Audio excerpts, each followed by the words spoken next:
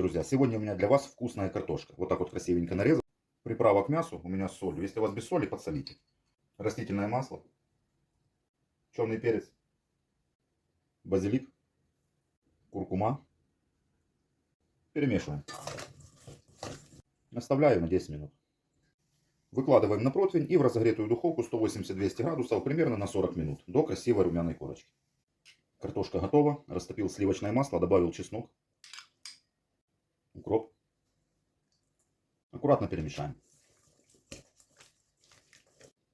Вот такая, друзья, аппетитная, вкусная картошка получается. Обязательно попробуйте, это очень вкусно. На этом, друзья, все. Пишите комментарии, делитесь. Всем мира, добра, удачи. Пока.